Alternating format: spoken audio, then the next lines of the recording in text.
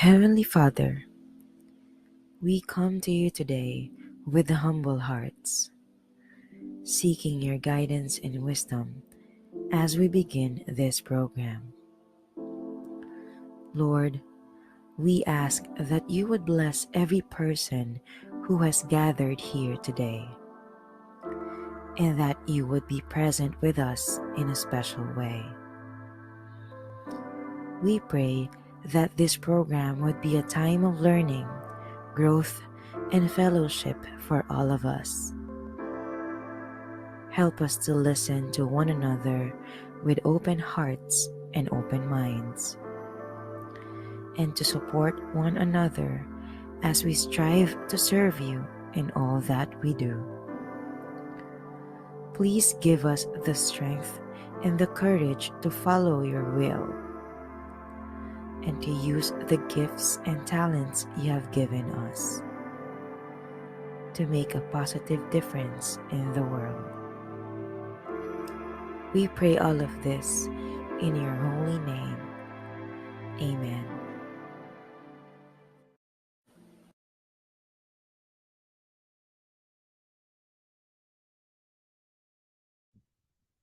Hello everyone, magandang gabi po sa inyong lahat and welcome to the last, no? The last but not the least na learning session natin for the month of October. So ito yung ating last webinar for the month and we are going to cover the first webinar series na nai-prepare namin para sa inyo under the category na education. So we are very happy because ang scale up, training, and development, pwede na kaming mag-offer ng webinar series under sa category na education. So that's why sa lahat ng ating mga live participants dito sa Zoom conference, and at the same time, live din po tayo no, sa aming Facebook page na Scale Up Training and Development, sa mga nanonood ng live through the Facebook live streaming. Magandang gabi din po sa inyong lahat. So kahit saan kayo mag-participate, pwedeng Zoom, pwedeng Facebook Live, it depends kung saan kayo comfortable at kung saan compatible no yung ginagamit ninyong device as of the moment. Kasi baka mahirapan kayong mag-access sa Zoom, then you can watch through the live streaming sa Facebook.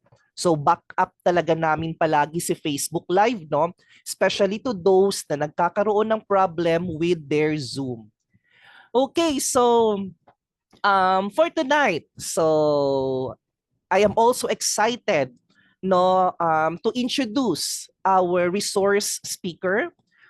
Makonsider na rin siya of course as one of the mentors of Scale Up Training and Development na kung saan siya ay responsible para sa ating webinar on mastering the art of classroom management with the specific subtitle no innovative approaches for effective classroom management, student engagement, and positive learning environment. So ako mismo no I am also kumbaga parang we are on the training and development side, no? Informal nga lang yung education na na-provide namin, pero I want to listen to our resource person so that I can also learn para ma-improve ko din through our informal education na mga advocacies, mas ma-improve namin din at the same time. So yung ating resource speaker and mentor for tonight is a graduate of BS Accounting Technology, wherein unit earner din siya for her professional education. Nakakomplete siya ng kanyang academic requirements with Master of Arts in Education, major in Educational Management. So yung kanyang yung kanyang masteral degree, major in educational management, for sure talagang malaki ang pwede niyang mai-contribute sa ating webinar about classroom management. She actually worked in the past no as the former administrative assistant 2 of the Department of Education in South Cotabato. And currently, she is working as teacher 2 sa Tupi National High School. So, everyone, no, please help me welcome our mentor and resource person for tonight, si Mentor Mary Faith A. Sim. Hi, Miss. Good evening. Hello everyone, marinig po ba Hello. ako? Yes po. Clear naman po yung inyong audio. Sige. Just want to check kung marinig ba yung ulan kasi medyo malakas po yung ulan dito sa amin ngayon. Mabuti naman at hindi, no? Kasi mas Ay, narinig okay. namin yung boses mo. If you are Okay. ready, you can actually share your screen. Sige, mag-stop ako ng share screen, no? Okay. So Kasi I already gave you the co-host access.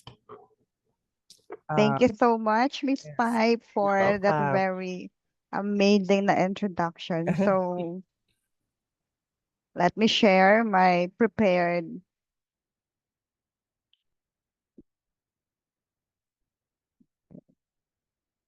share.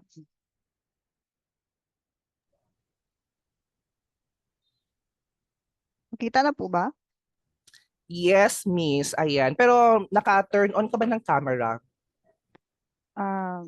Hindi. Ayan. Okay, it's now perfect. So nakikita na namin yung presentation, pati video mo, plus clear pa yung audio. So you can now start. So good luck everyone sa inyong learning tonight.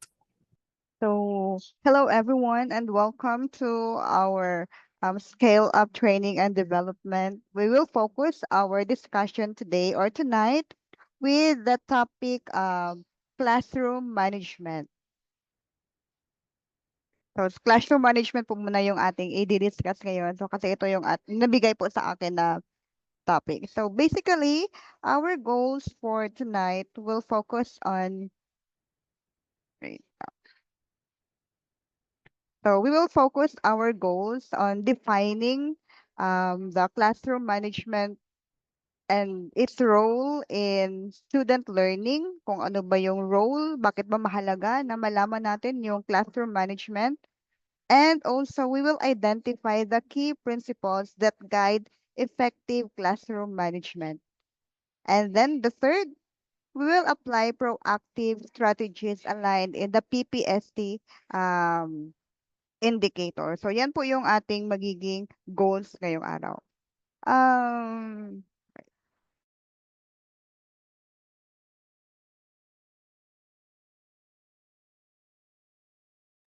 so, lahat po ba dito nasa classroom or mga teachers po ba yung lahat ng ating mga participants? Pwede po pa lagay sa chat box kung kindly type 1 kung kayo po ay mga teachers, and then if hindi naman, pa-identify po kung saan po kayo na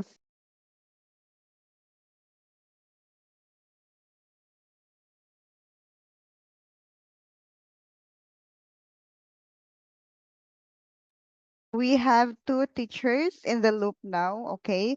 So mabuti at makaka-relate po kayo sa ating magiging topic. First, I want to ask you kung ano ba yung picture ninyo of an ideal classroom. Pwede niyo po bang malagay sa ating chat box kung para sa inyo, ano ba yung tinatawag natin na ideal classroom, yung gusto niyo talaga or yung perfect na classroom para sa inyo? Meron akong nalagay dyan ng mga chosen image. Tingnan natin kung pareho ba yung ating idea of an ideal classroom. Pwede na not really the physical or depende sa inyo kung ano po yung pagkakaintindi ninyo ng ideal classroom. You can type on the chat box kung ano po yung ideal classroom para sa inyo. So, well-lighted and ventilated, organized. So, para kay Miss La Arnie from SDO Pampanga. So, physical. Yun. For ma'am, para sa kanya, ang isa raw na ideal classroom is well-lighted, ventilated, properly ventilated, and of course, organized na room. So, baka meron pa po tayong dagdag na mga um, answers. Yun naman kasi talaga yung ating idea, ano, kapag classroom kasi more on the physical aspect of the room. So, yung the facility, the physical facility. Yun yung picture talaga natin kung ano yung tinatawag natin na classroom. Of course, we wanted that the room or the physical facility will be something that is well ventilated, well lighted, hindi masyadong mainit, hindi rin masyadong malamig, and also nakakakita tayo. We can see, hindi masyadong dark, hindi rin masyadong bright yung light na nandoon sa loob ng classroom. And everyone feel free to express ideas and feelings. So, yun talaga yung ating objective ngayon kung papaano ba natin magawang ideal yung isang classroom by using the proper classroom management. So, natumbok ni Mama, no, kung ano yung ating magiging meat or yung magiging heart ng ating discussion ngayong gabi. So, moving on, I wanted to inform everybody that our discussion today is aligned with the PPST indicators. Yun yung professional standard for teachers na mga indicators natin. So, meron ako ditong dalawang indicators na related po dito sa ating topic. So, una-una, yung indicator 2.3.1, it maintains learning environments that promote fairness, respect, and of course, care.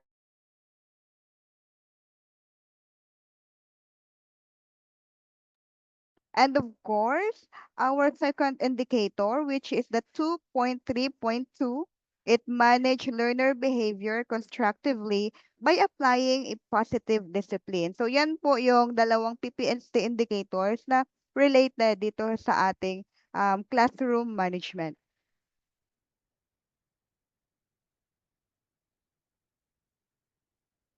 So ito yung magiging topic natin for tonight. First topic is understanding classroom management. Second will be the key principles of classroom management. Ano ba yung mga ginagawa sa classroom management? Bakit mahalaga yung classroom management na tinatawag? And of course, our third topic is the proactive classroom management technique. So mamaya, magbibigay po ako ng mga classroom management strategies para sa elementary and secondary teachers natin. And align din po yan doon sa ating PPST indicators para naman we can apply it in our school. And of course, sabi nga ni Spipe kanina, bilang isang training provider, pwede rin nating ma-apply kapag meron tayong ginagawang mga trainings and seminars for professional development also.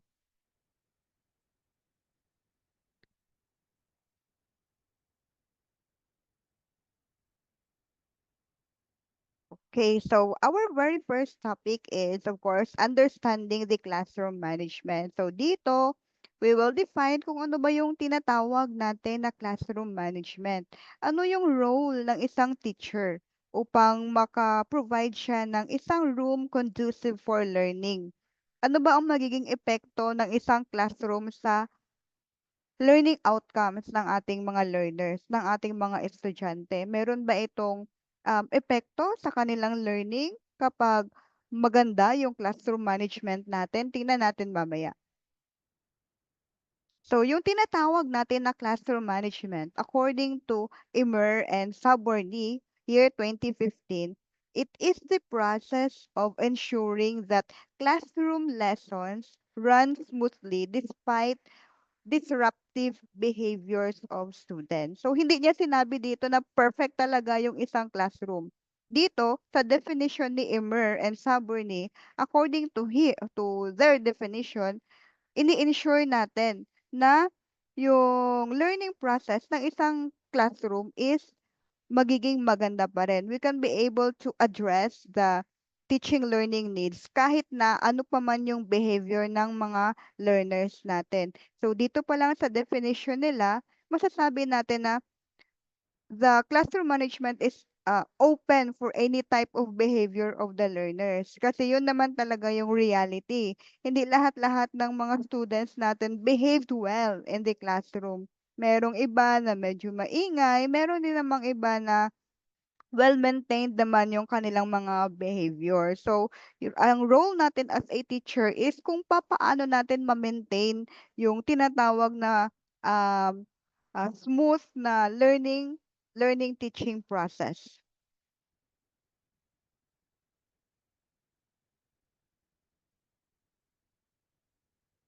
So, kapag meron po tayo kasing magandang classroom management, we can be able to establish rules and routines. Kung ano yung mga ginagawa natin araw-araw sa ating classroom. We can be able to promote respect and of course collaboration among the learners and also with the relationship of the teacher and the learner as well. Hindi lang siya doon lang sa mga learners, kundi involved na rin si teacher dito sa tinatawag natin na respect and collaboration. And of course, we can be able to manage the behavior constructively. No? We can address properly yung mga behavior ng ating mga learners, lalo na kapag medyo challenging talaga yung behavior ng mga bata.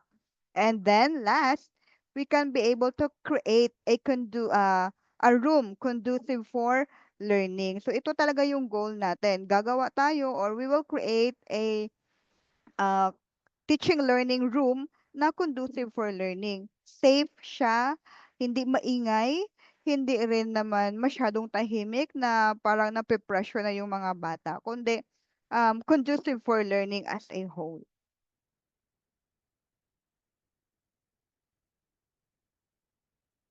So, ito na yung isang indicator natin. So, why classroom management matters? It is aligned in the indicator 2.3.1, which maintains learning environments that promote fairness, respect, and care. So, I just wanted to reiterate that the indicators here na nakalagay po is kapag teachers maiintindihan ito, lalo na ngayon sa ating bagong expanded career progression, yung mga COI and NCOI, di ba? Classroom observation indicators and the non-classroom observation indicators. So, itong classroom management, dito ito makikita sa ating COI, yung classroom observation indicator. So, kapag maa-apply po natin ito, you can surely hit the indicator 2.3.1 wherein we can show to our evaluators or to our observers that we had maintained the learning environment that promote fairness and respect and care. So, papaano natin yun gagawin? I have here four examples na para gawin nating para ma-hit natin itong indicator 2.3.1. Una-una, greet students at the door to set the positive tone. Iba ang epekto kapag tayo ng mga teachers ay uh, ma, mabati natin yung ating mga estudyante. Yung iba kasi, tayo kasi ng mga teachers, we are role model. So, minsan, merong mga learners na nilulook up yung ating mga image. Big deal sa kanila kapag mag-greet natin sila or minsan we can be able to greet back them. Kasi 'di ba, yun yung mga estudyante ngayon mahilig sila makipag-friends sa mga teachers. So sila naman gusto lang din nila na welcome natin yung kanilang ini-establish na relationship. Second, using songs or chants for transition between activities to encourage interest among learners. So itong mga songs and chants na ito, usually very effective ito sa mga elementary na mga learners, no? Sa mga preschool and then sa grades 1 to 6. Yun yung mga ginagawa. Or lalo na grade yung mga key stage 1 na mga learners natin. So, merong mga pakanta-kanta, kapag yung mga morning routines nila, usually they welcome learners and teachers using songs and chants. So, yun yung ginagawa kapag sa elementary. And of course naman, in high school, we also have mga chants na ginagawa para ma-establish or para makuha yung interest ng mga learners. Third, posting class norms and revisiting them regularly, which reminds the learners of their roles as members of the school community. So, as for me, I always put in the PowerPoint presentation the rules that I wanted to establish during the lesson.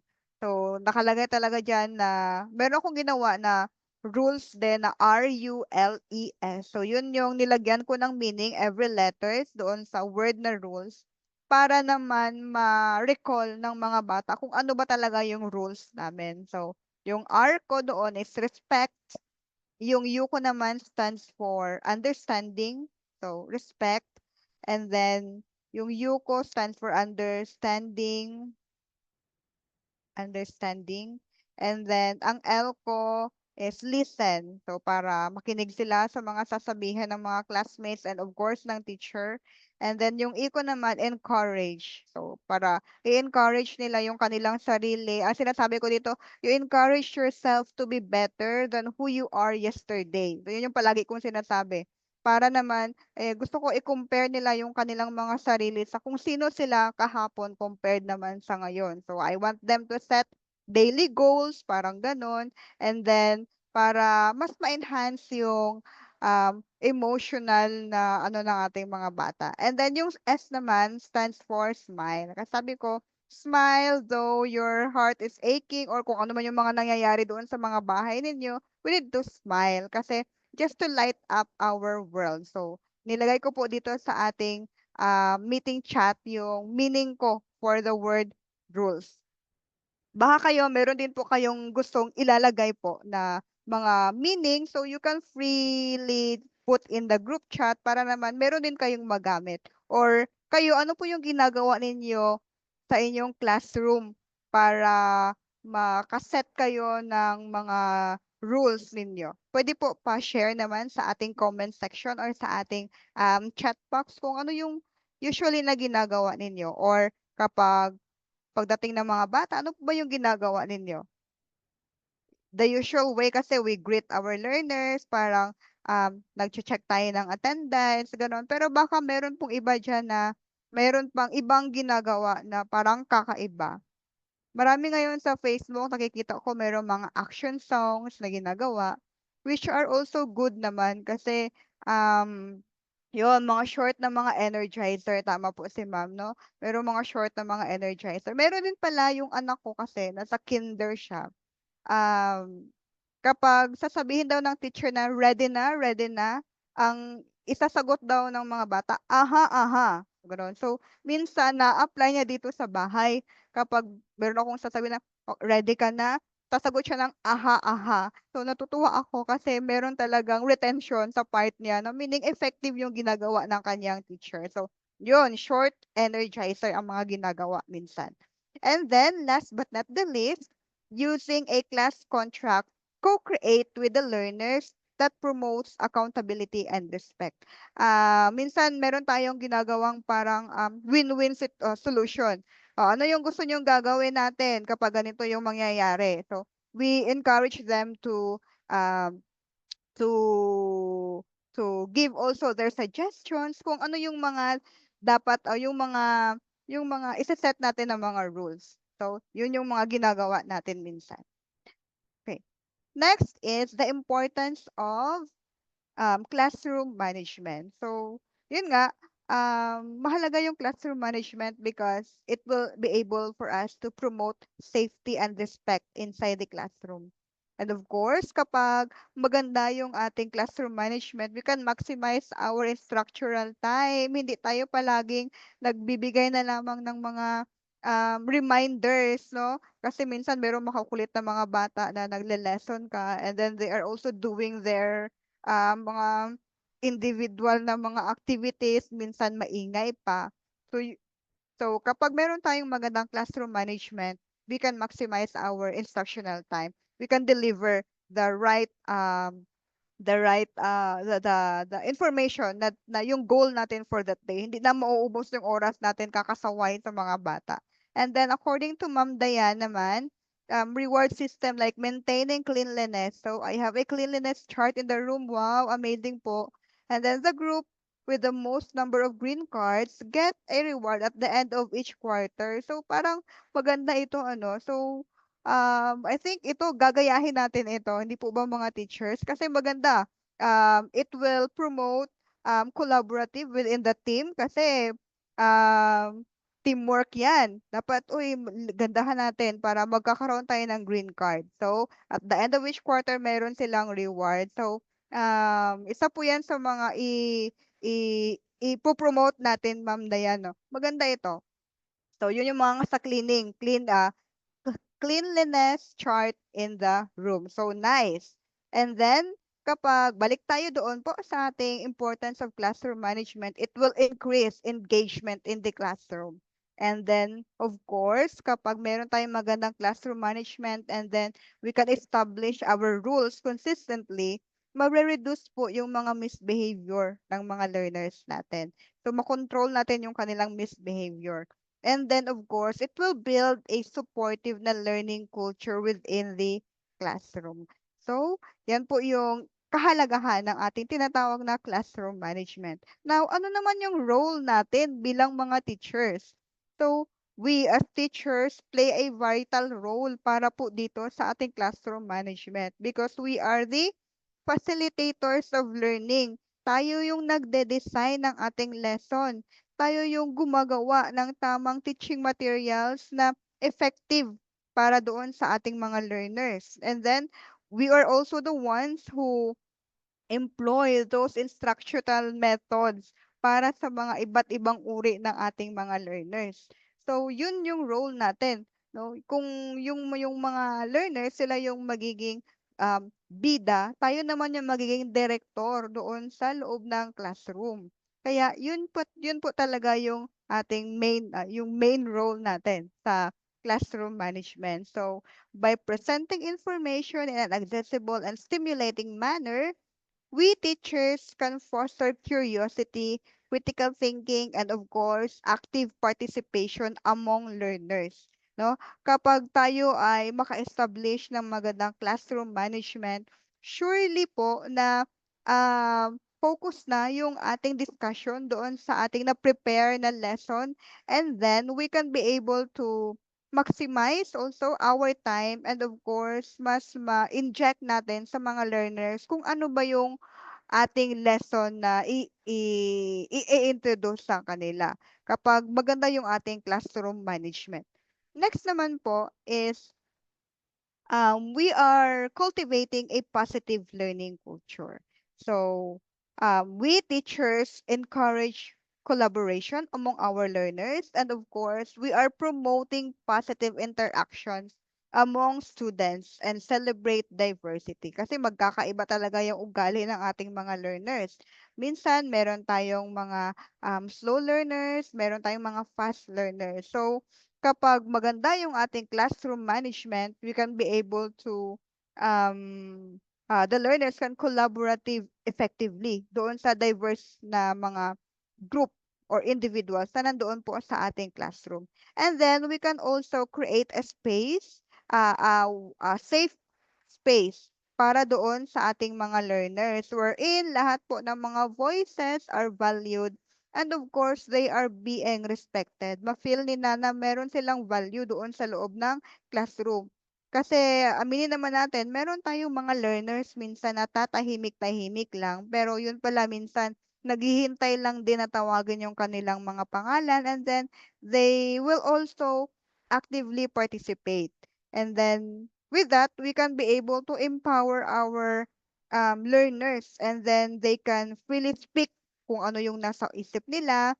And then, little by little, we can help them establish yung tinatawag natin na confidence within them. And meron din pong mga learners, napapansin ko lang na maingay and then parang kinakatch nila yung ating attention. Pero kapag bibigyan mo naman sila ng time na sila na ang magdi-discuss, tatahimik na lamang bigla. So, ano po ba yung ginagawa ninyo teachers kapag meron tayong mga learners na parang, kumbaga, they always seek for your attention? Kayo, ano po yung ginagawa ninyo? Um, ano po yung mga, or if ever na hindi pa kayo nakamit ng mga ganong uri ng mga students, ano po kayong mai-advise natin sa mga kapwa natin teachers? Kasi meron minsan, teacher, teacher, parang, ma'am, ma'am. And then, they really wanted to get our attention. Meron talagang gano'n ng mga learner sa loob ng classroom. So, baka meron po kayong mga idea kung ano yung ginagawa natin. You can freely chat that in our chat box, and then I will move forward to the next role, and then I will just read it after. So, next naman is we have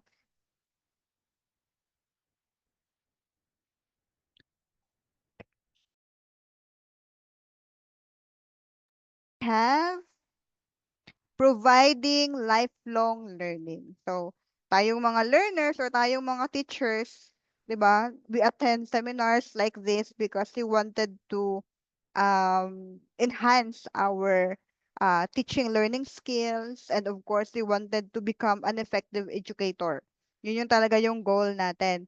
And then, by modeling a commitment to learning and self-improvement, we can also be able to inspire our learners to embrace the love for learning, and then to take ownership of their education, and of course, to strive for excellence. Kasi we will model what is what it is to become a lifelong learner. Kapag nakikita kasi ng mga learners natin na tayo mismo ay nag-aaral din upang matuto pa ng ng iba't ibang mga skills or ng iba't ibang mga information para madagdagan yung mga information natin, we can be able to or the learners can adapt that type of attitude also. Lalo na kapag nakikita nila or isi-share natin sa kanila na parang um I have done or I had attended this type of seminar, or nag-aaral din ako ganito ganyan. So, para naman makita ng mga bata na ay hindi lang pala dito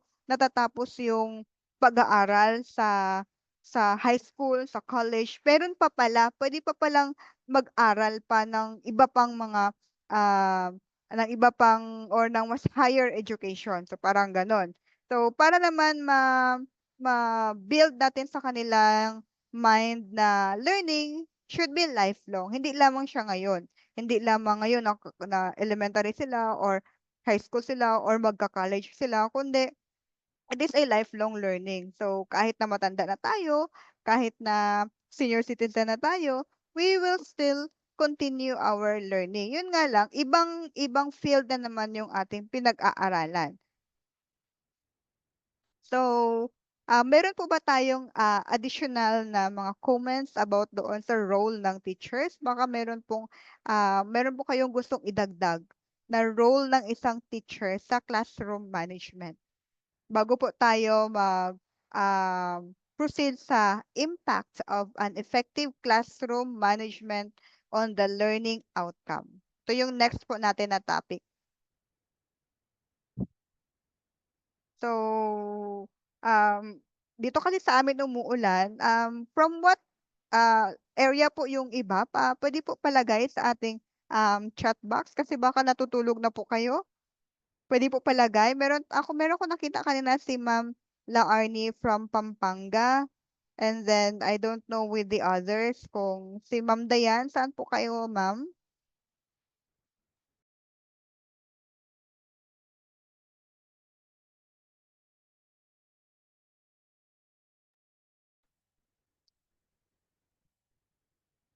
So, palagay na lang po ako mamaya sa ating chat box kung saan po yung mga locations ninyo.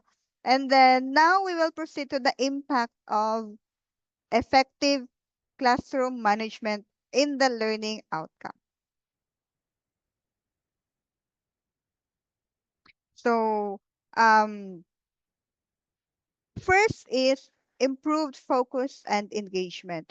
Kapag meron po tayong magandang classroom management, manage po natin ng mabuti yung ating classroom, the students can stay focused on the lessons and they can actively engage in the learning activity. So, hindi na po tayo hindi na po tayo palaging hindi na po tayo always na nagse-sermon or nagbibigay ng mga reminders sa kanila kapag aware po yung mga bata doon sa ating tinatawag na mga rules. So, kailangan dapat clear yung expectation, and then yung routines natin Routines minimizes distraction and disruption of the classes. So by doing that, we can the students can devote their attention to the material or the instructions and the learning teaching process na napipresent natin or binibigay natin sa kanila.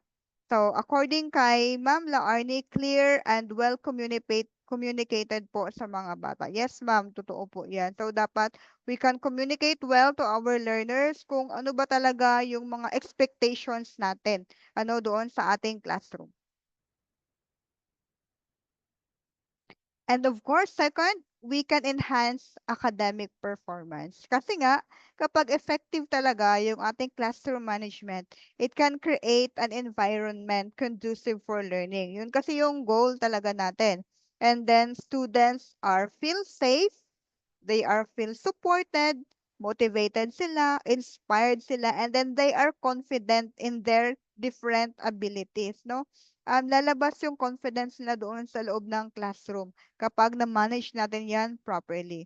So, teachers who establish high expectation, provide clear instructions, and offer timely feedback will help our learners to stay on track academically and of course to strive for the excellence. So, um, yung ating classroom management ay nakakaapekto pala sa academic performance ng ating learners. So, kapag maganda yung classroom management natin, surely mataas din yung kuha ng mga bata or ng mga learners sa ating mga assessments. Kasi nga, effective yung classroom natin. And then, conducive for learning yung ating magiging environment kapag maganda yung ating classroom engagement. Yun nga lang, dapat clear po talaga yung ating instruction sa mga learners natin. So, ito yung mga components ng ating effective classroom management. So, I have here 5 components. Una-una, yung physical environment. So, ito yung sabi kanina ni Ma'am Laarni, no, nung una-una na dapat daw yung isang room or yung classroom is well lighted and ventilated. So, yan yung physical environment na tinatawag natin. And then second, meron tayong tinatawag na yung rules and procedures. So, ano yung expectations natin sa behavior ng mga bata? We should establish kung ano yung expectations natin. And of course, yung teacher-student relationship na merong trust and then merong respect yung learners sa mga bata and of course, vice versa. Siyempre, yung mga learners din, meron ding respeto at saka trust doon sa mga teachers nila. Hindi lang pwede rin po na si learner lang yung mayroong respeto sa teachers. Dapat tayo po na mga teachers, we should also respect the different rights of our learners. Hindi keso na teacher tayo, meron na tayong karapatan na ano sa kanila, na i-disrespect sila. Pero yun nga ang sabi is teachers are the respect is gained. So we can reciprocate those respect kapag tayo po ipapakita natin na nirerespeto rin natin yung karapatan ng ating mga learners. And fourth, we have instructional strategies, active and engaging lessons. So this is important, no? Gagawa tayo ng engaging ng mga lessons para ma-promote din natin yung classroom management effectively. Hindi lamang siya doon sa behavior ng mga learners, kundi dapat yung na-prepare din po natin ng mga instructional materials and then yung lesson planning natin ay effective din also para naman ma-establish yung tinatawag natin na curiosity among our learners. And of course, discipline approach. So dapat fair and consistent po yung ating pagdidisiplina doon sa mga bata. Bawal po yung favoritism kasi na na si sense po yan ng ating mga learners na ay kapag ganito ganyan si ganito hindi pinapagalitan. So baka mag-compare sila and then with that mawawalan po ng trust yung ating mga learners doon sa atin. And of course, pati na rin po respect baka po mabawasan yung respeto nila doon sa atin. Next naman, so we will now proceed in our topic number 2.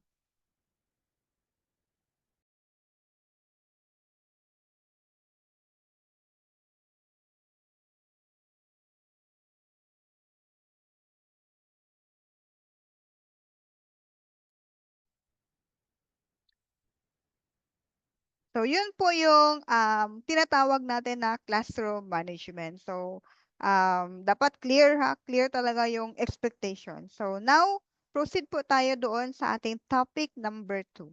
The key principles of classroom management. So, dito naman, we will be, ma-meet natin yung indicator 2.3.1, which is manages learner behavior constructively by applying a positive discipline.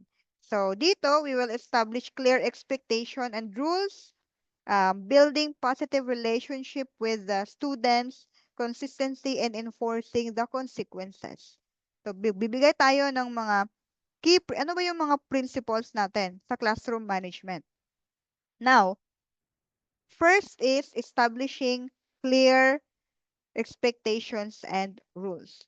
Bakit mahalaga na merong clear expectations and rules?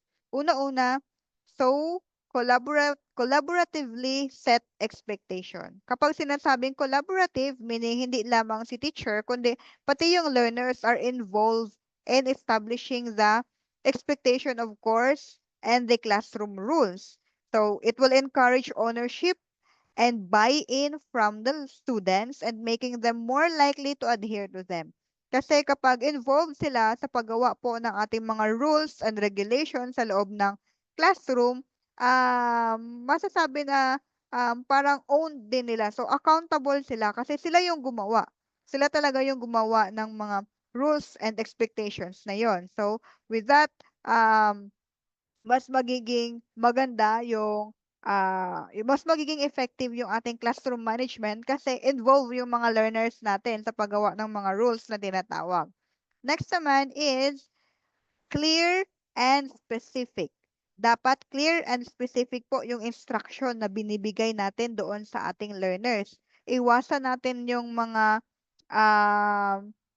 hindi klaro na mga instruction. No, so papaano magbibigay tayo ng mga specific na mga example kung ano ba talaga yung gusto nating ma-establish or yung gusto nating makita ng ating mga learners.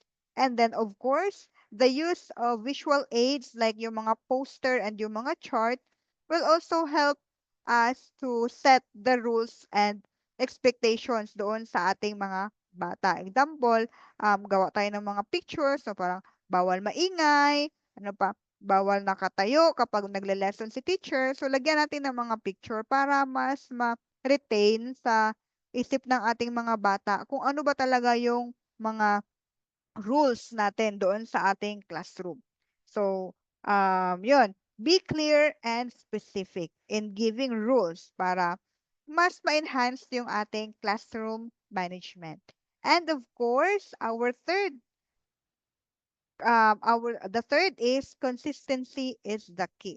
So, pag bigyan po tayo ng mga rules, dapat consistent din po tayo ha sa pagbigay ng or sa establish ng ating rules and ng ating expectation.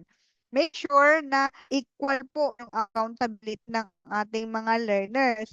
Again, bawal po tayo yung merong favoritism. Kapag consistent po tayo doon sa ating mga ginagawa, halimbawa, meron tayong example, meron tayong mga ginagawang mga um, ano ba dyan, yung pag meron tayong mga punishment na ginagawa, so dapat gawin natin sa lahat-lahat ng mga learners, hindi lamang doon sa specific lamang na estudyante. Kasi baka na ano tayo, social media tayo niyan. So, consistency helps in establishing a predictable environment where the learners understand the consequences of their actions. So, kapag ma-establish po natin yan, ma-remind yung learner na ay kapag maingay ako masyado, ito yung mga pwedeng mangyari sa akin. Next is model the desired behavior. So, ito na, modeling. Tayo ng mga teachers, many learners are looking up for us. No? We should lead by example, by modeling the behaviors na ini-expect natin from our learners. So, We should also demonstrate respect, kindness, and of course, responsibility in our interaction among learners and of course, with our colleagues, sa mga co-teachers din natin. Dapat na ipapakita natin na um, ah, we are responsible enough. We also respect our learners and our co-teachers. So, kapag nakikita po yan ng ating mga learners, they will able to, yes po ma'am, they will able to emulate it. No? Susundin nila yan. Yes, tama po talaga kayo ma'am. We should walk the talk, di ba? Kung ano yung mga sinasabi natin, dapat gawin din natin.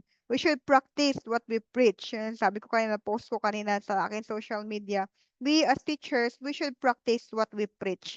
Hindi pwede na sabihin lang natin na, oh, ito yung gawin ninyo, like this and like that. Pero tayo mismo hindi natin siya ginagawa.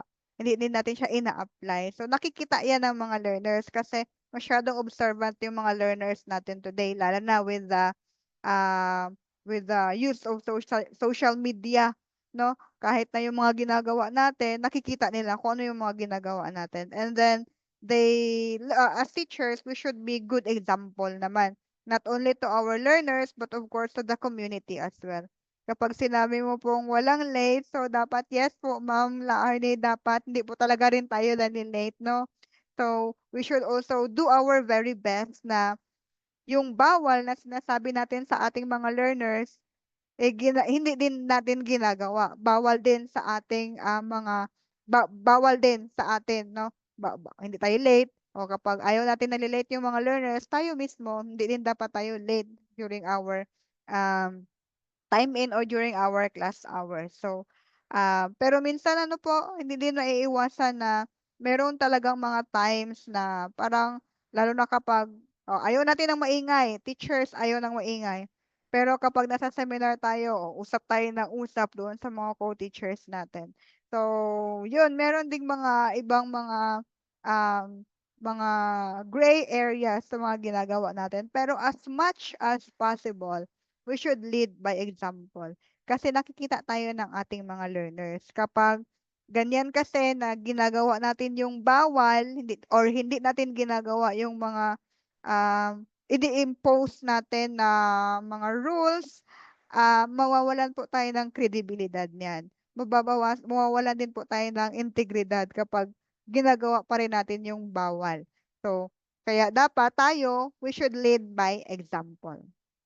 And of course, regularly review and reinforce. So kung ano po yung ating mga na-set na mga rules and regulations, regularly, kasi we will review it. Kasi baka merong mga rules na kailangang baguhin, kailangang i-refine, or merong mga rules na um, kailangang i-amend natin, no? Or meron tayong dapat idadagdag na mga rules kasi day by day, as we go with the school days, merong mga iba't ibang behaviors na bigla na lamang lalabas mula sa ating mga learners. So, yun. Kaya dapat we should be able to refine it regularly, revisit our rules kung effective pa ba siya or baka merong dapat na dagdagan, merong dapat na tatanggalin, or merong mga i-refine lang ng kaunti.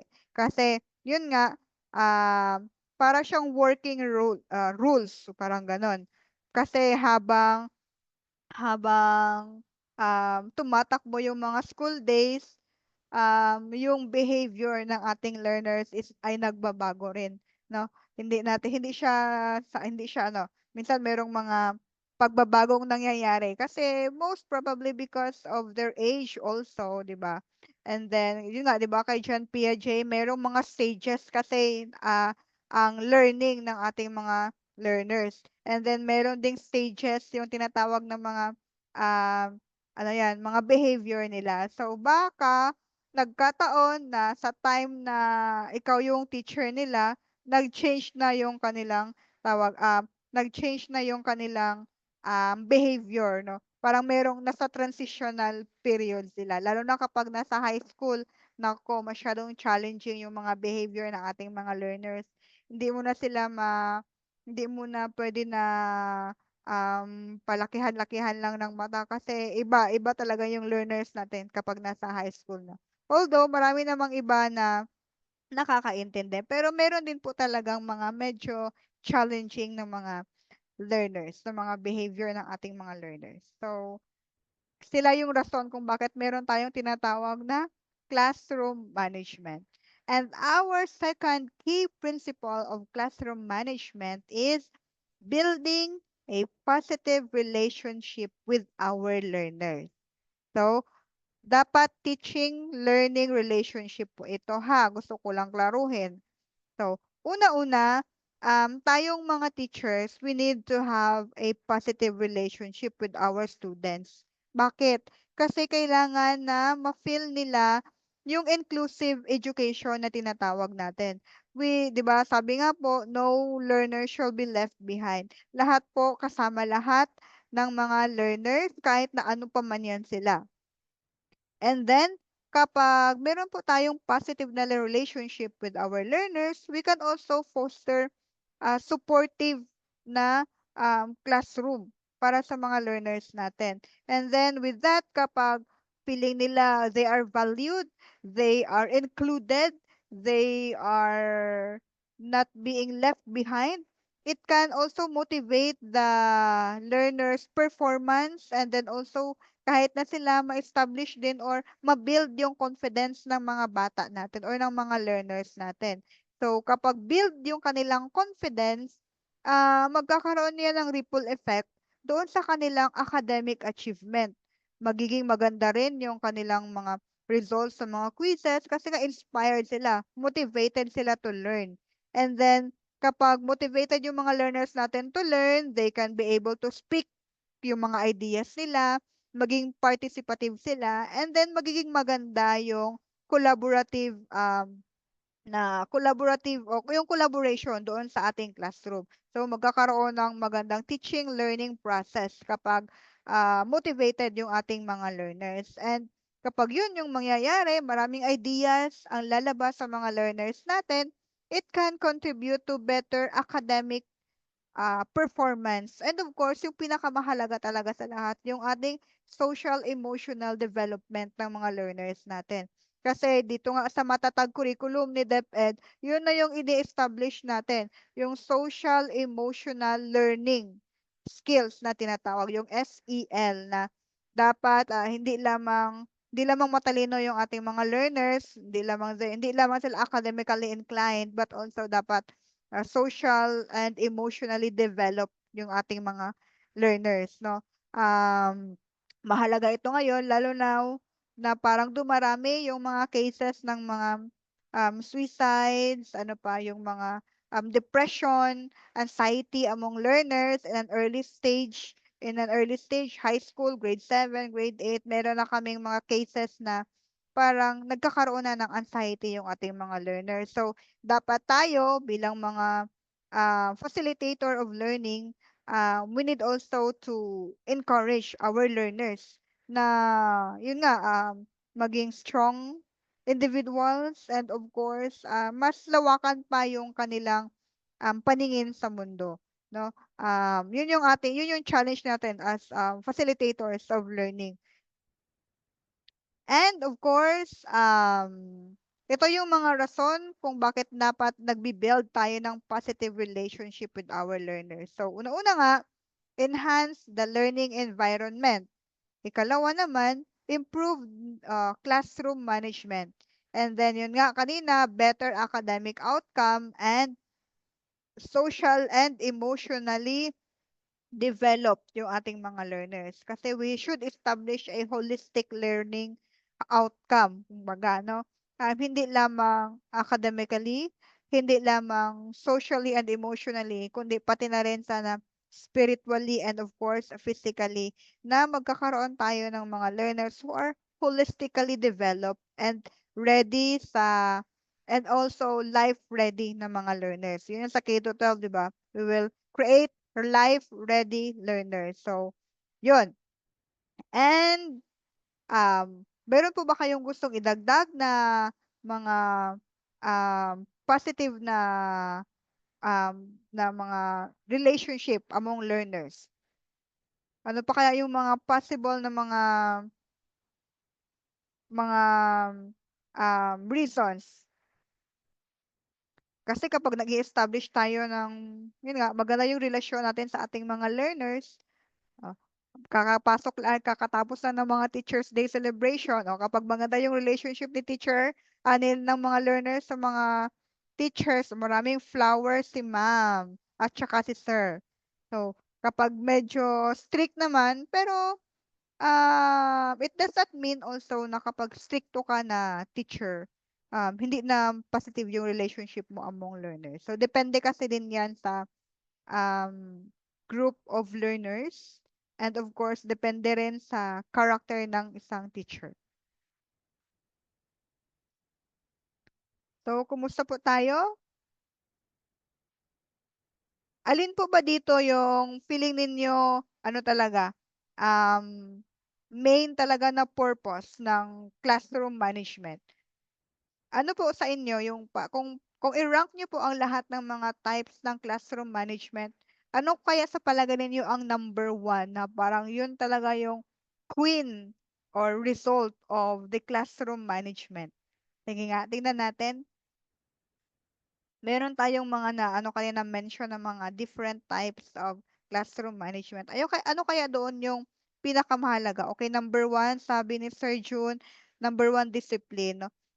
We can establish positive discipline among our learners. Kasi kapag disiplinado yung mga learners natin, of course, parang ripple effect na yan, domino effect na yan, um, magiging magkakaroon tayo ng enough time para sa ating teaching learning process. And if we can be able to have an enough time for our teaching learning process, our learners can surely get the the learning outcomes that we need to provide them. So magkakaroon na rin sila ng better na academic outcome. So tama po yun, sir. Number one talaga is discipline. Discipline among our learners. So ano yun po yung ginagawa ninyo para naman masasabi natin na ano yung mga practice po ninyo sa inyong classroom para makapag-establish tayo ng disiplina among our learners? Meron po ba kayong ginagawa na mga practice sa classroom ninyo to establish rules? Ano yung ginagawa po ninyo sa classroom? Pa-share naman po.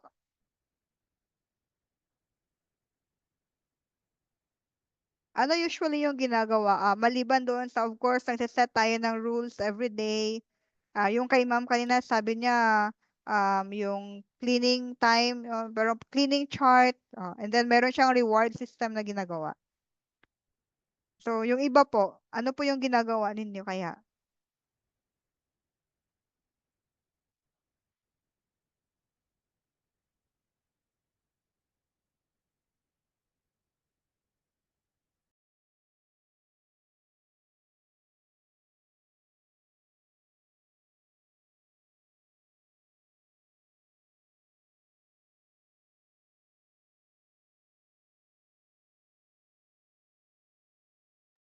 Habang hinihintay po natin yung mga iba't ibang mga ways ninyo sa classroom management.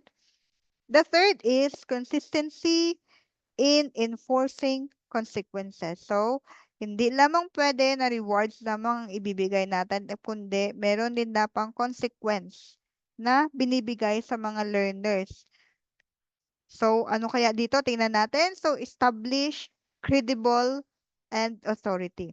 So, credibility and authority. Kapag nagbibigay po tayo ng consistent, dapat consistent na mga consequences doon sa kapag merong negative na ginagawa yung ating mga learners. So, we can establish credibility and authority.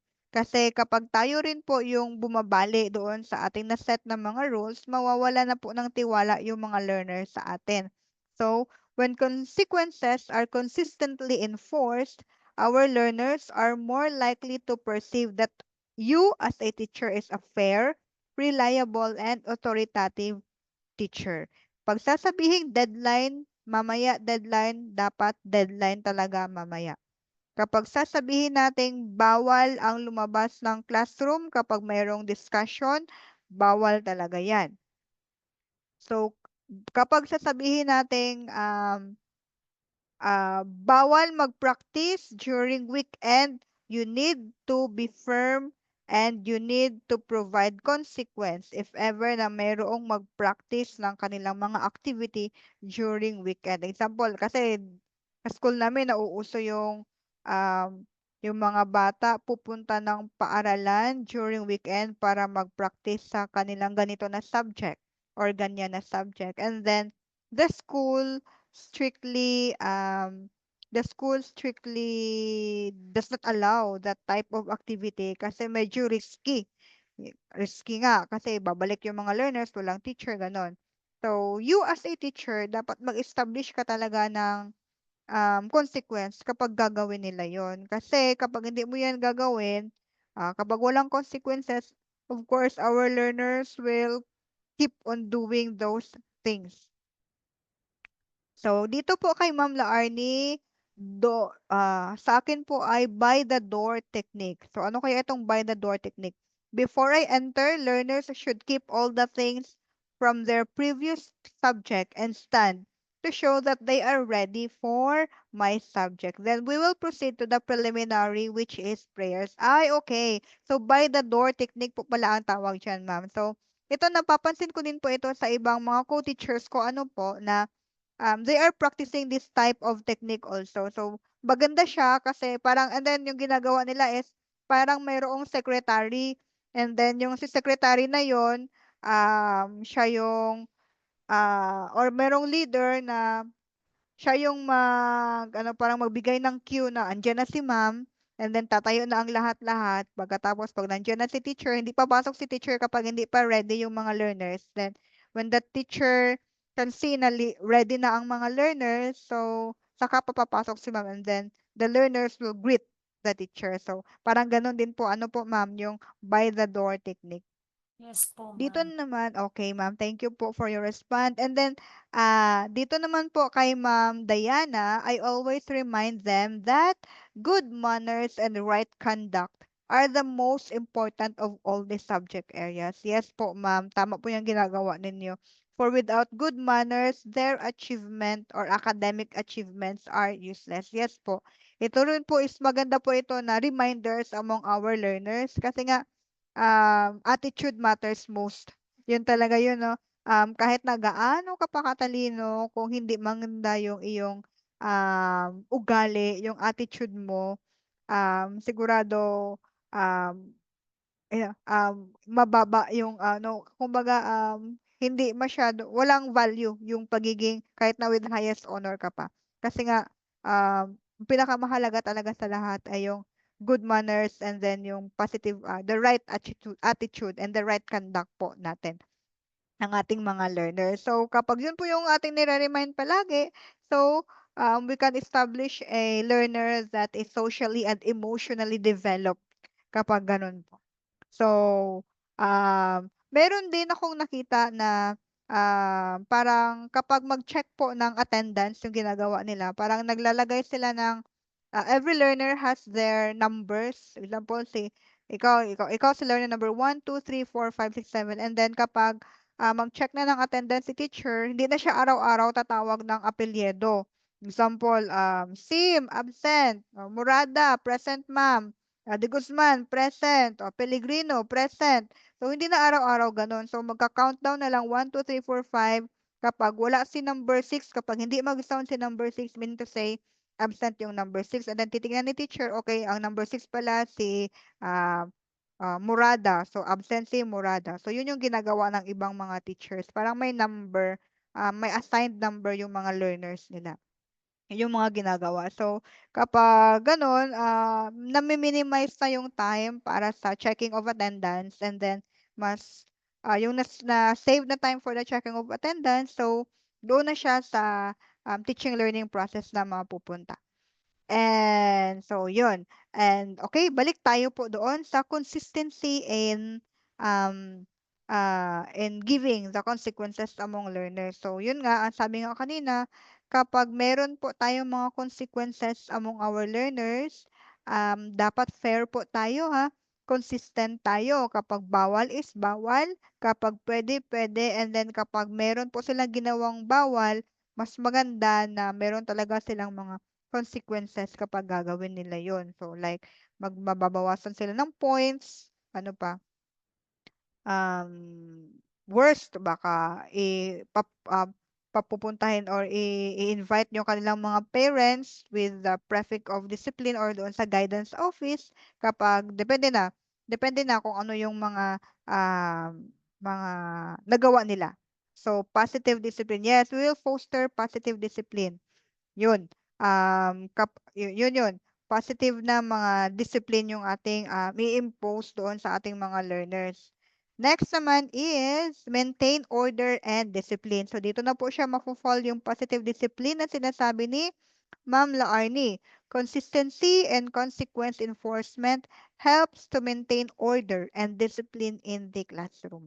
So when the learners understand that there are consistent consequences for inappropriate behavior, they are less likely to engage in disruptive or defiant actions. Kapag alam nila na meron talaga silang mga consequences sa mga negative behaviors na ginagawa nila. So, mababawasan yung kanilang mga inappropriate na mga behaviors during the teaching and learning process. So, yun. And then, it will also promote a positive learning environment. So, kapag consistent tayo doon sa pagbigay ng mga consequence natin among our learners, it can contribute to the creation of a positive and supportive learning environment. Kapag yung mga learners natin ay when they feel safe, respected, and being valued inside the classroom, so they are more likely to engage in the learning activity, magpa-participate sila actively, and then magkakaroon ng positive na relationship among the learners and also with the teacher kapag positive po yung ating learning environment. So, yun yung kagandahan kapag positive discipline yung ating ipopromote, no? Merong siyang positive din yung kanyang magiging outcome. No, hindi lang tayo palaging kumbaga hindi lang palaging consequences yung mabibigay natin sa mga bata, hindi lang palaging punishment, kundi meron din siyang parang mga rewards. O magiging rewards nila, of course, mataas, magbibigay tayo ng mga points. Kapag mataas yung kanilang points, maganda rin yung kanilang mga grades. And of course, ang reward talaga dyan is yung meron silang matutunan along the teaching learning process.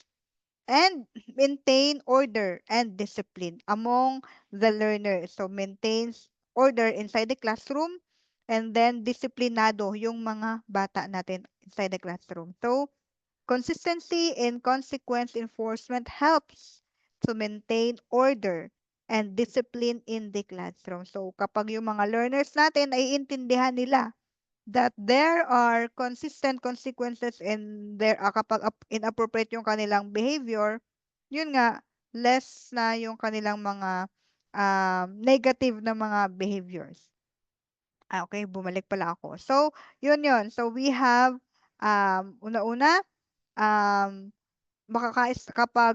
kapag consistent tayo doon sa ating pagbibigay ng mga consequences, makaka-establish tayo ng credibility and authority inside the classroom.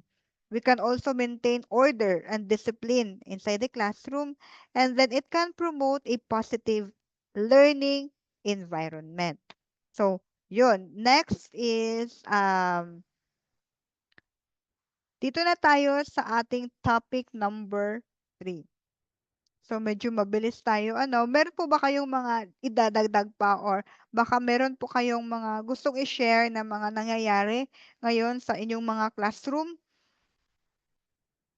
So, I used to have this group of learners, no, na sabihin na natin medyo challenging talaga yung kanilang mga behaviors. Maybe because of the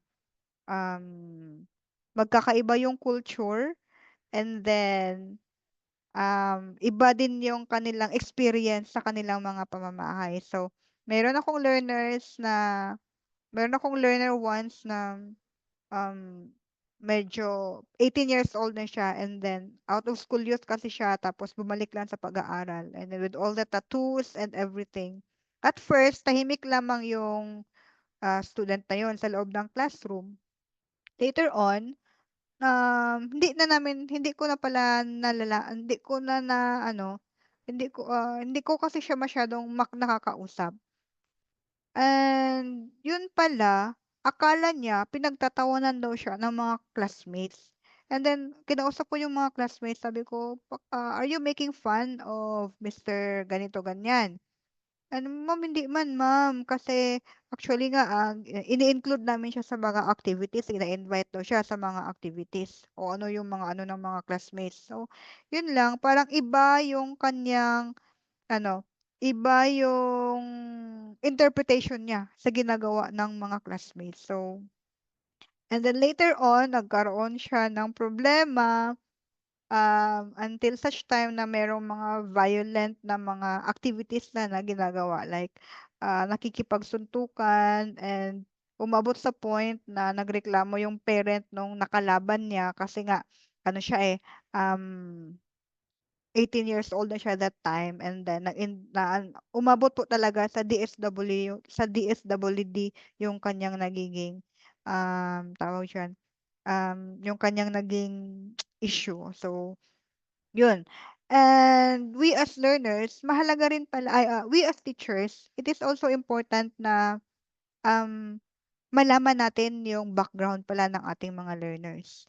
Nalaman ko na yung bata is parang lumaki sa lola and then wala kasi yung parents niya parang sa malayo nagtatrabaho. So, somewhere in Luzon ata nagtatrabaho and then siya is nandito sa Mindanao na iwan.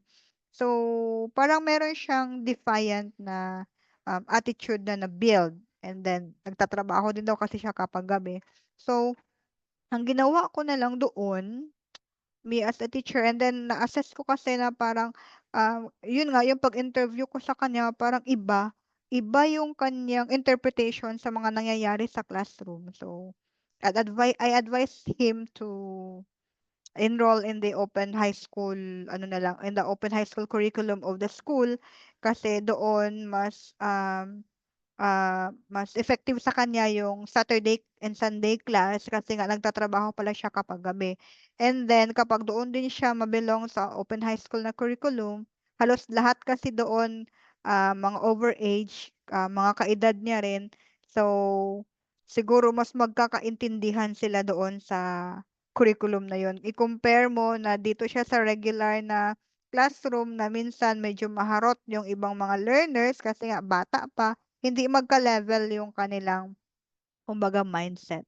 So, yun yung ginawa ko, yun nga, pero 2 years yun and 2 years ago yun nangyari. So, ngayon, I think nasa senior high school na siya and then nag-aaral pa rin naman pero sa ALS curriculum na naman siya para Saturday and Sunday lang. So, minsan meron talaga tayong mga decisions 'no, as the facilitators of learning inside the classroom na kapag, at risk na yung ibang mga learners natin, we need to create a decision na yun nga, kapag hindi na enough yung mga consequences na binibigay natin sa ating mga learners, we need to save other learners also kasi lalo na kapag yun medyo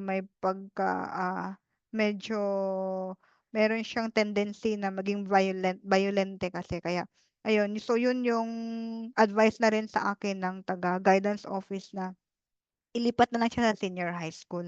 So kahit na minsan gusto nating perfect din yung ideal talaga yung classroom management na gagawin natin, meron talagang mga learners na they need an additional na mga intervention kasi minsan hindi enough din yung ginagawa natin. So doon kailangan ko na ng intervention from the school principal and of course recommendation also from the guidance office doon sa kanyang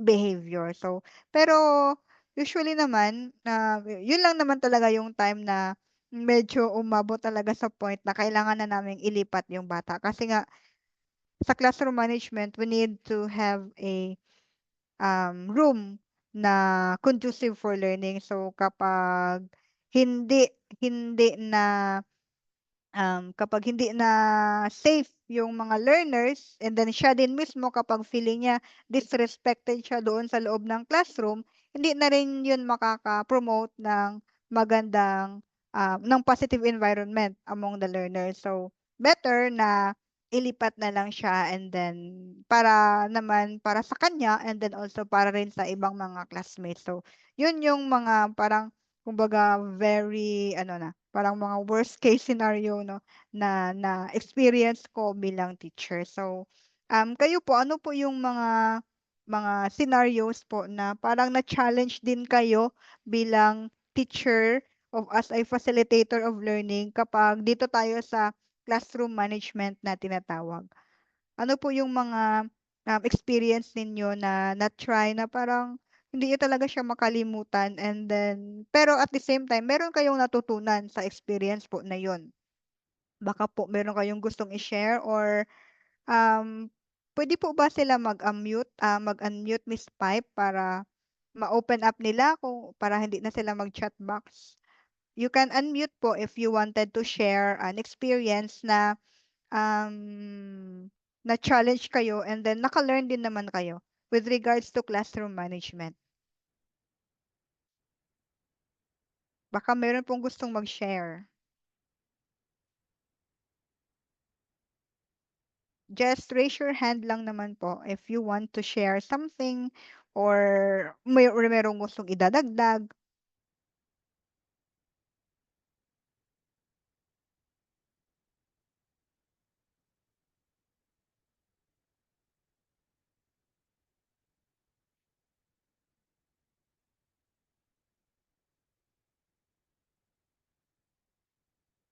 So, baka nahihiya. So, I think we are ready our third for our third topic. So, ito yung po yung magiging last topic natin for this night. And then, at the end of this topic, yun nga yung promise ko kanina na meron akong ibibigay na mga strategy and then for in, elementary teachers and for high school teachers sa mga strategy along with the PPSC standard pa rin po tayo.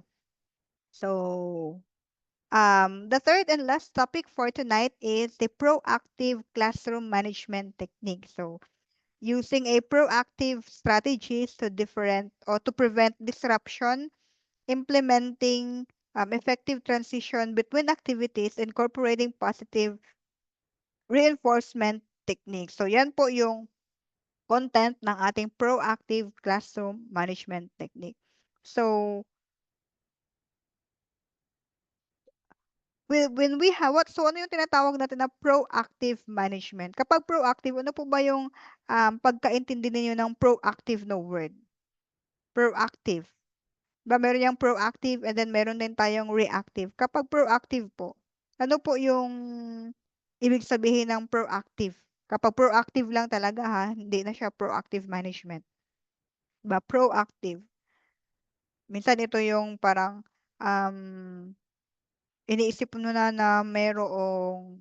merong mangyayari kahit na wala pa and then pine-prepare mo na yung sarili mo for something na mangyayari. So, yun yung mga proactive na mga tinatawag natin, 'no. Katulad nitong proactive management na tinatawag, 'no, sa ating classroom. We anticipate problems before they occur. So, ano yung mga possible na mga problema na mangyayari sa loob ng classroom ko kapag ito yung aking gagawin na lesson. Example, meron kang na-prepare na lesson na wherein may mga iba't ibang activities. So, titingnan mo na, mag-a-anticipate ka na ano kaya yung mga possible na mangyari during the discussion or during the lesson proper. So if you know how to anticipate, kapag proactive ka naman, you can be able to think of the possible solutions doon sa mga na-anticipate mo na mga problems. So, pag papasok ka sa classroom na isa kang proactive manager, meron ka lang na-prepare, ikaw mismo ready ka na sa mga possible na outcome. Meron ka ng, parang meron ka ng plan A, plan B, plan C, and until plan Z. So, yun yung proactive management. You anticipate problems before they occur. Next naman is creating conditions that prevent misbehavior. So, parang related siya doon sa kanina na mag-establish tayo ng consequences if ever the learners will do or misbehave in the classroom. So, um, meron tayong mga feedback mechanism, meron tayong mga possible na consequences na pwede nating ipapataw sa kanila in case na merong mga negative na mga behaviors na mangyayari along the while you are having your teaching and learning or you are having your lesson. And of course, building a relationship and structure early. So, yun nga, kapag na-anticipate mo na kung ano yung mga possible na problem, meron ka na ring mga solutions sa mga possible na pwede mo ring magagamit during the teaching learning process. So, ito yung mga iba't ibang mga proactive strategies. So, I have here 5 proactive strategies na prepare. Establish your routines early. So, kapag pero 'di ba nga yung mga routines natin usually it is done before we will have our formal class. So like mag-pray, prayer, greetings, prayer, checking of attendance, and then yung mga energizer natin. So not only early, but then if we can do it shortly in a short manner, like yung routines natin is within 5 minutes lamang para naman to give enough time doon sa ating teaching learning process, the better. And then, of course, yung number 2, plan an engaging lesson. So, dapat yung mga lessons natin ay um, yung ma-integrate natin yung mga iba't ibang mga uri ng mga learners natin, yung mga visual learners, yung mga learners natin na mahilig sa drawing, ano pa, yung mga learners natin na into numbers, yung mga learners natin na mga auditory na mga learners natin, yung mas makakaintindi sila kapag naririnig nila. Meron tayong mga learners na mas nakakaintindi kapag nakikita nila. So, we will integrate those type of teaching learning process into our lesson para ma-hit din natin yung indicators doon sa ating NCOY kasi meron din dyan doon, no? Sa pag-prepare ng ating lesson plan, no? Dapat engaging yung ating lesson. And then number 3, use non-verbal cues. Like, meron akong nakita na parang Spanish siya na teacher na pag maingay raw, yung ginagawa niya parang nagka-clap siya. Yung gano'n. So and then yung mga learners, kapag marinig nila na nag-clap si teacher, the learners will also do the same, mag-clap din. Meaning to say, nakuha nila um, uh, yung message ni teacher na tahimik. And then meron din parang, shh, gano'n. Ang tawag niya doon, false, water falls effect. So, shh, kapag maingay na masyado, hindi nagsho-shout si teacher, hindi siya sumisigaw, kundi shh, nag-i-imagine siya ng isang falls na nahuhulog ng dahan-dahan mula doon sa hill and then pababa. So, yun yung ini-imagine niya. And then, provide student choices. So, provide student choices. So, yun yung mga proactive strategy, of course. And then number 5, monitor and adjust continuously. Yun din yung sabi natin kanina na we need to revisit our rules and regulation inside the classroom. Kasi nga, yung mga learners natin, nagbabago din yung kanilang mga behavior. And then baka merong mga additional na behavior na bigla na lamang lumalabas along the way. So, kaya we need to monitor and adjust continuously. And then provide student choices. Yun yung sabi natin kanina na we will create a rules in a collaborative manner na hindi lamang rules ni teacher ang dapat na nandoon, kundi dapat baka meron din gustong idagdag yung ating mga learners doon sa ating rules. So, i-involve natin sila doon sa paggawa ng mga rules na yun. So, I have here the 3 R's of proactive management. First is yung routine natin. First R is the routine. So, predictable and then structured. So, yun nga, structured siya, example, para masana yung mga students. Katulad yung sabi ni Ma'am kanina, 'di ba, yung door, anong tawag doon? Door Technique po. by the door technique. Tama po ba, Ma'am? 'Di ba? Yung by the door technique, yun yung Yes first na, po. oo. Yun yung routine ni Ma'am Laarni, by the door technique. So, isa yun sa mga routine niya na tatayo si teacher, and then kapag ready na yung mga bata, saka sila mag-greet doon sa teacher. So, predictable. Alam ng mga bata kung ano ang gagawin nila kapag papasok ka na, kapag papasok na si teacher. The second naman is the relationship. Connect before you correct. So, dito naman, we need to establish a good relationship with our learners. Kasi para naman ma-feel nila na kino-correct sila, hindi sila pinapagalitan, hindi sila na pinapagalitan kundi nila-love sila, kaya sila kino-correct. Um, Connections before you correct. Oh, I have this one time, meron akong learner na um, ah, candidate for ano na, kapag seryosohin mo talaga yung DepEd order natin about sa attendance ng ating mga learners, candidate talaga siya for SARDO, no? Student at risk of dropping out na talaga siya. So, yun, kinausap ko yung bata. And then sabi, umaalis naman daw siya araw-araw sa bahay nila. Yun nga lang, hindi na siya pumapasok sa school. Or pumapasok siya sa school, nakatambay siya doon sa ibang mga part ng paaralan. Hindi siya pumapasok sa classroom. So, yun yung sabi ko sa kanya. Sabi ko, I will give you another chance pagka third quarter and then fourth quarter.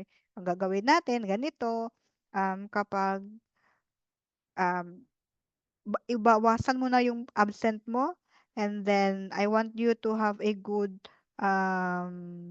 attendance sa third and fourth quarter para mabawi yung grades niya sa first and second quarter. And then, mahalaga na sasabihin mo talaga na, I am doing this hindi kita pinapagalitan. I am doing this because I wanted to help you.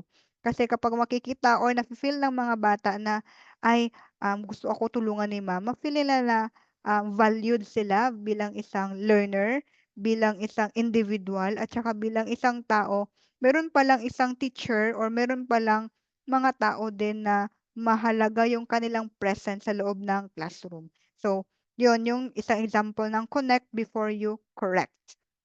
And then, our third naman na R is reinforcement. Reward what you want to be repeated. So,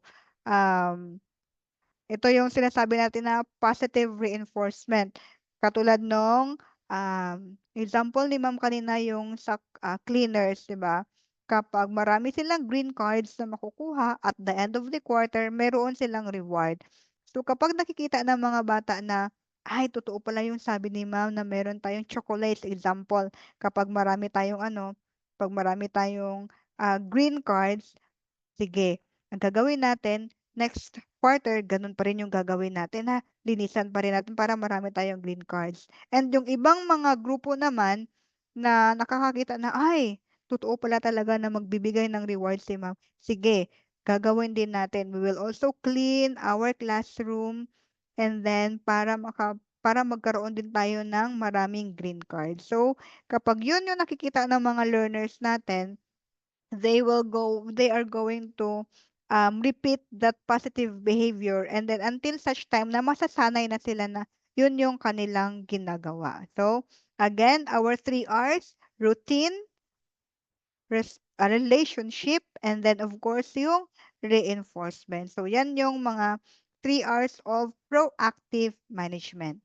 And then, kung meron tayong proactive management, meron din tayong tinatawag na preventive techniques. So, isa sa mga halimbawa nito, ito na yung sabi ni Ma'am, greet student at the door. So, ito yung example din doon sa kay Ma'am kanina na parang routine na by the door technique. So dito, greet at the door. So yun yung mga ginagawa ng iba. Use attention getting signals. So yung sabi ko nga kanina na parang mga verbal na cues, no? Attention getting signals. And then prepare early finisher task. So yung mga unang natapos, meron silang task, or kung hindi man task, meron silang reward for being the first to finish that task. And then visually display class rules. So, pwede kang mag-print ng mga classroom rules gamit yung mga visuals, charts, or brochure para ma-remind sila na, ay, hindi ko pala pwedeng gawin ito. Ay, bawal pala ito. And yung last natin is reflect daily with the learner. So, dapat every end of the lesson, meron tayong reflections with the learners. Parang meron yung 1, 2, and 3. So, what I know, um, what I what I know, what I want to know, and what I don't know. Parang ganon. So, yun, kahit na yung doon lamang na mga cue or mga keywords or guide na mga words, they can be able to reflect kung ano yung nalaman nila, ano yung mga gusto pa nilang nalaman, at saka ano yung mga hindi pa nila alam. So, yun yung isang way para magkaroon din ng reflection yung mga students natin at the end of our lesson. Kasi yun nga, hindi lamang dapat sila academically achiever, kundi dapat holistic yung growth ng ating mga learners.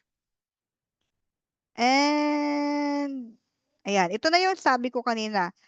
Meron ako ditong practical strategies. So, I prepared merong 5 na mga practical strategies dito na na-prepare ko aligned doon sa ating PPST indicator. So, ito, meron tayong technique. Meron akong binigay na example for elementary. And then, meron ding for secondary or yung para sa mga high school learners natin. And then, kung saang indicator ba ito aligned. So, una-una, mag-i-establish ng routines. Ano yung pwedeng gawin sa elementary? So, morning greeting, line up signals, so yon.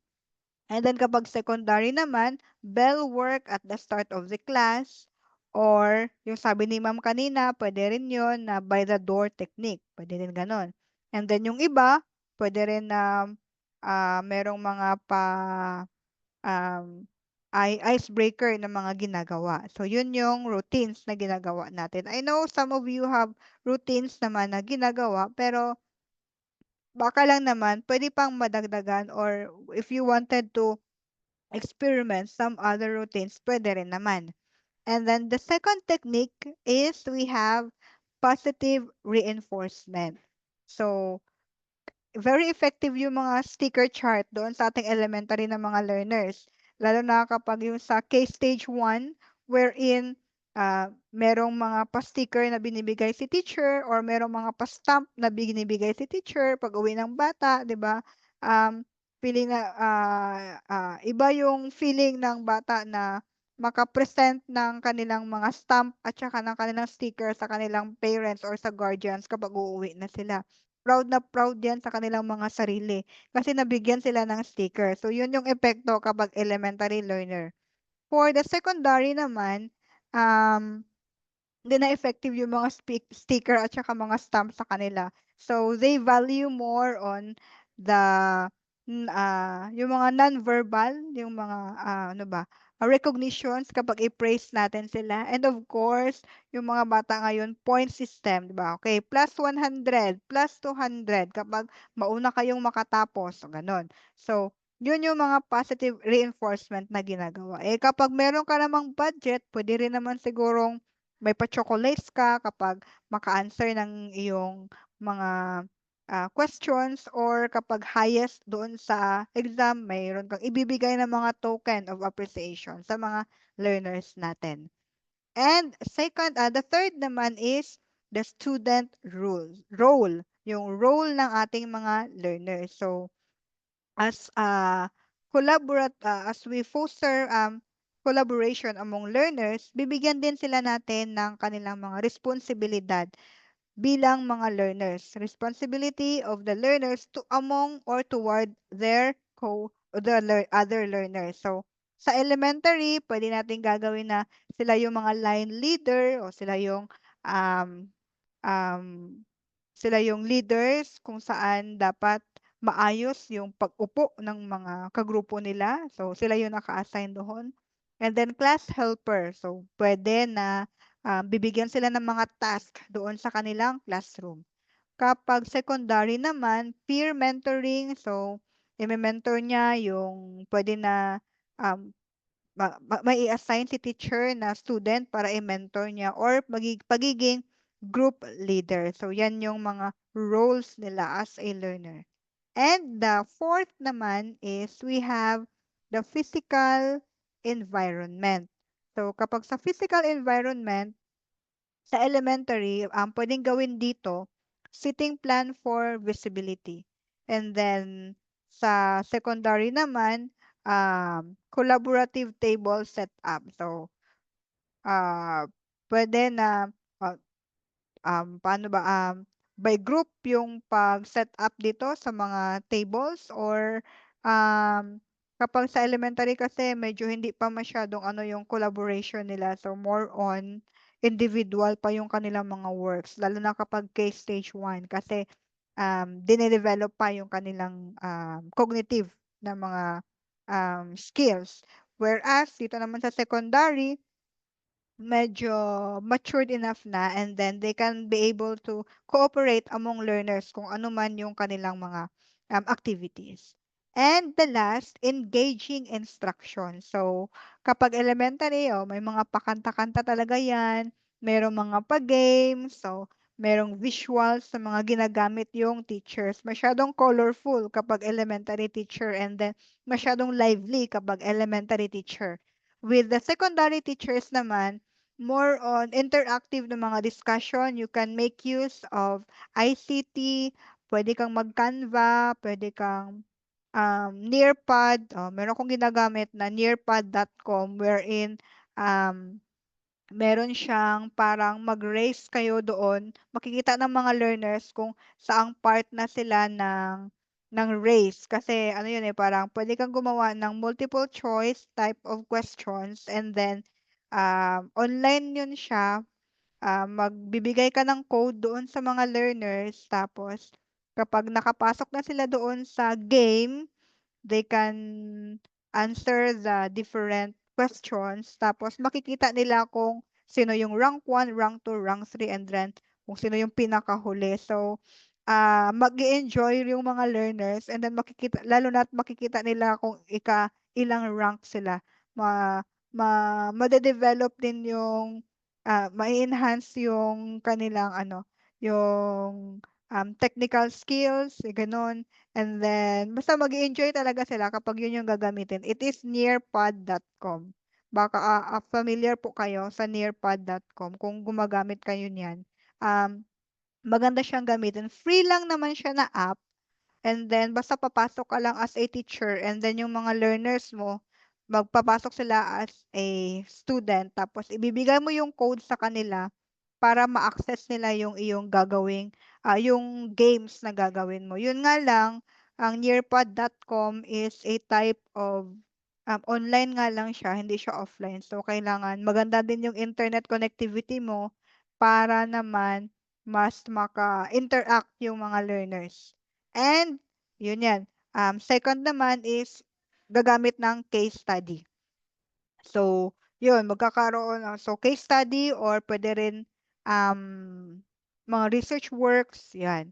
Yun yung mga ginagawang mga engaging instructions natin kapag naka-base dito sa ating PPST indicator. So, ito po yung mga PPST indicators na pwede ninyong gagamitin or na naka-align doon sa mga activities na ito, mga practical strategy for classroom management. So, we're almost done. So, baka meron kayong mga questions dyan or mga additional na mga inputs or meron kayong mga um, gustong i-suggest na mga ginagamit ninyo na ano ba, mga reinforcement, yung mga reinforcement na um, classroom strategy doon sa ating learners. So maganda yung sabi ni Ma'am kanina, no, parang bago kasi sa akin yung pagbibigay ng mga green cards sa doon sa cleaner. So we can use that one also in maybe sa activities sa school or sa classroom activities. Padamihan ng green cards, parang ganun.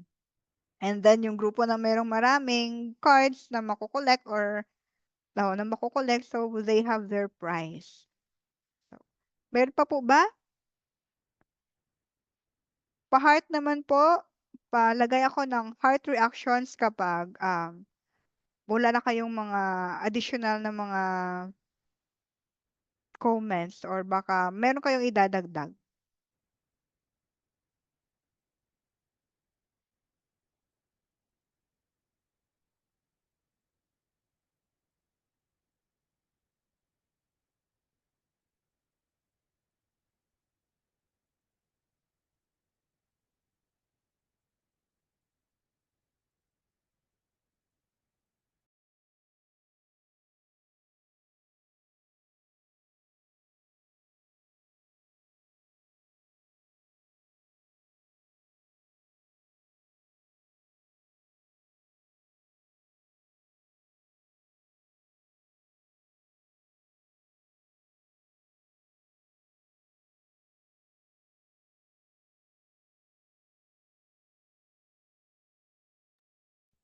So, I think there being none, and then we're almost at the end of our topic. Early tayo natapos ngayon kasi early rin tayo nag-start. Sabi nga kanina, di ba? Early. Early routines. So, kapag early routines, kapag short lang yung ating routines, of course, we can have ample time para doon na sa ating mga topics. So, katulad na nangyari ngayon, short lang yung routine na ginawa natin. So, we had enough time para um, ma-discuss yung um, buong module ng classroom management. So, pag wala na pong tanong or baka meron kayong gustong um, may gustong idagdag or merong mga gusto niyo ng mga sample na mga dagdag ng mga sample ng mga practical strategies, pwede rin naman.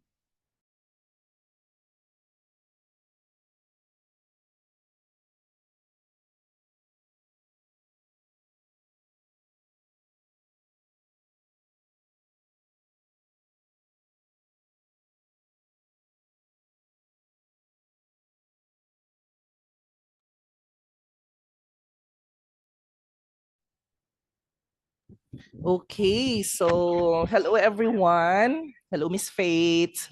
Hello, Miss Pipe. Okay, so while hinihintay natin no for any additional questions from our participants, mag-announce with other instructions no for the webinar while waiting if in case meron pang gustong magtanong or magdagdag ng kanilang mga inputs. So meron akong i-comment dito or i-chat sa ating chat box. So this will be the attendance sheet no for tonight's webinar. So kindly visit our chat box para makita nyo ang link para sa ating attendance sheet. And while you are filling up your information sa ating attendance sheet, I will give more na to sa additional, tama ba yun? Additional na instructions sa inyong mga certificates no para maiwasan ang confusion. So bale yung ating webinar, yung ating live session, 'di ba a total of 2 hours. So that's why ang magre-reflect sa inyong certificate of participation 2 hours yung total number of hours na magre-reflect doon.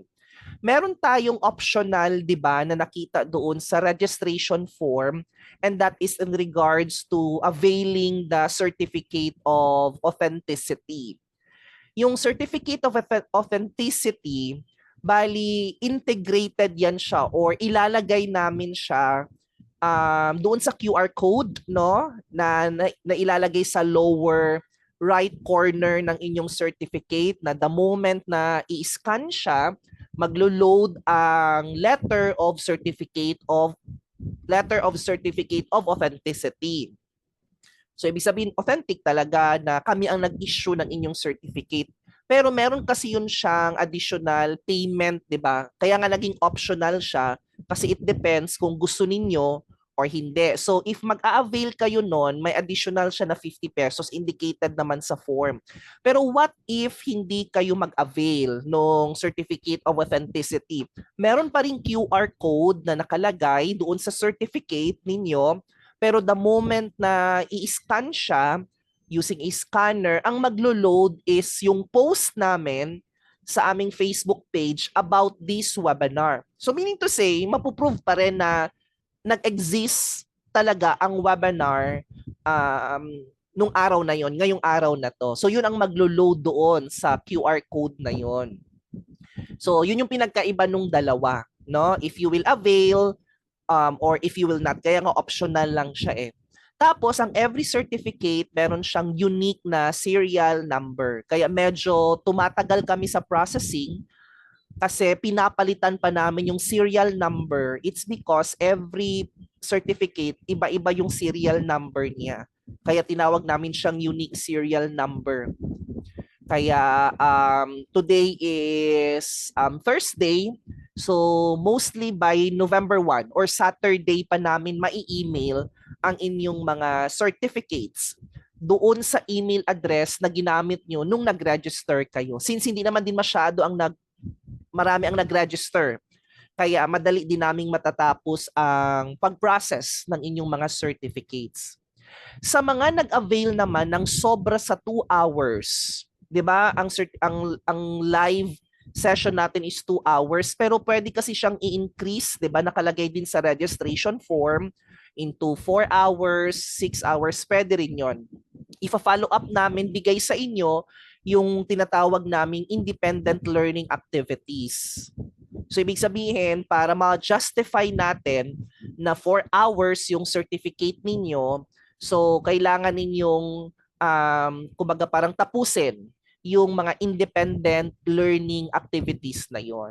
Na isi-send namin pahabol lang din. Okay, ibig sabihin separate email siya pag na-receive na ninyo ang inyong certificate. Okay, so yun yung mga instructions na pwede kong ma-share, no? Para at least walang confusion, clear sa ating lahat pagdating sa pag-issue namin ng certificate. And also, no, while nag-attendance pa yung iba, yung ating education na webinar series, so the same with other categories na every month, meron kaming intended, no, na webinar na topic para sa category na yan. Hindi na mauulit itong classroom management. So walang topic or topics sa scale up na mauulit-ulit, no? Ibig sabihin, pag natapos na yung webinar, hindi na talaga siya mangyayari ulit kasi nga series kami eh. 101, 102, 103 and so on. Kaya nga I am inviting all of you to follow, no, our social media accounts, especially our Facebook page na doon kami most active talaga para you are aware of the Education 102, Education 103, baka interested kayo to participate. Scale Up Training and Development lang din naman yung pangalan ng Facebook page namin. Ang webinar na to is also recorded at i-upload namin ang recorded version sa aming YouTube channel. So meaning yung mga na-share sa inyo kanina ni Mentor Faith, pwede nyo ulit balikan yon. Pwede nyo ulit panoorin through our YouTube channel. Ang pangalan ng channel is pangalan din ng aming business. Scale Up Training and Development din. So if you want, you can also subscribe, no, doon sa channel na yon para you are also updated every time na may ina-upload kami na panibagong learning material. So meaning to say, since the episode 1, since the first webinar na kinandak namin up to now, nandoon lahat yon sa YouTube channel na yon. In fact, if you want to get a certificate sa mga previously conducted webinars namin, panoorin nyo yung recorded and then request for a certificate if needed. Okay, so I believe yun na yung aking mga instructions na pwedeng ma-share sa inyo for before tayo mag-end ng ating session. Unless meron kayo pang gustong i-clarify, baka meron kayong gustong itanong na while nandito pa kami live ni Mentor is ma-address namin yung inyong mga concerns. Or if in case in the future, meron kayong mga concerns, you can always send us a message through our Facebook page. Okay? So I believe that's it for tonight. Again, maraming salamat kay Miss Mary Faith Sim for investing your time and effort tonight. And of course, accepting our invitation to be one of the mentors of Scale Up Training and Development. And of course, sa ating mga participants, maraming salamat din. Enjoy the rest of the evening. Holiday ata bukas, di ba? If I am not mistaken, no? Ito yung mga ano, basta mga nasa business or private sector, medyo hindi na kami masyado familiar with the holidays kasi halos everyday, no, ang mga negosyante nagtratrabaho naman. Pero I believe holiday tomorrow. So enjoy the long weekend. If in case holiday talaga bukas, keep safe always. And I am hoping na makikita pa rin namin kayo virtually sa aming mga upcoming webinars. This is the last for the month. Meron kaming 8 webinars for November. And I hope you will also support by joining the 8 webinars na nakaschedule next month. May message lang here, no, from Miss Laarni. Thank you, Ma'am Faith, and the technical working group. God bless po. Maraming salamat din. So that's it, guys, for tonight. I hope you learned a lot from the insights shared by our mentor.